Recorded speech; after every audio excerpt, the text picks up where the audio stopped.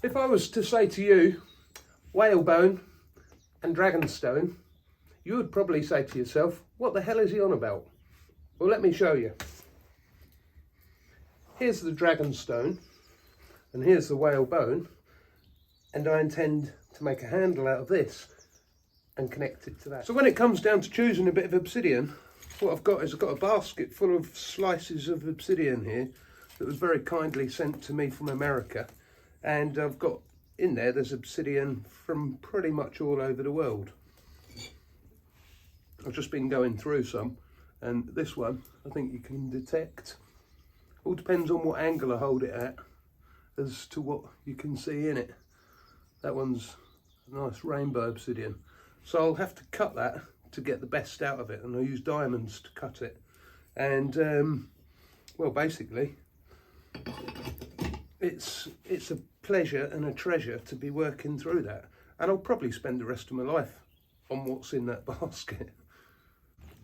So here we go. We have the whalebone and the obsidian, which a lot of people call dragonstone from the Game of Thrones. I'm going to dip that into the pitch and stick it in there. The reason I'm showing you is because it's not every day I work with such a thing like a whalebone, and very, very oily material, funnily enough. And where do you even get such a thing? Well, I'm lucky enough to have a friend who lives on the north coast of Scotland. Some time ago, a whale washed up, and there lays a skeleton, so I've got a rib.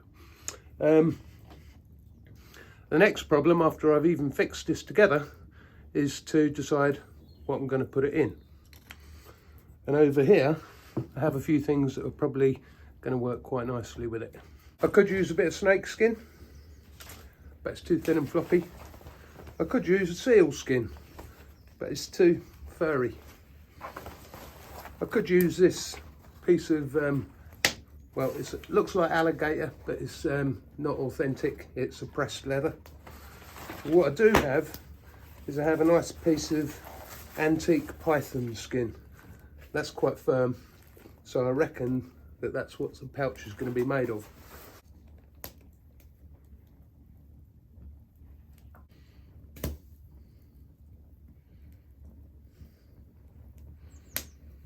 That's a good start.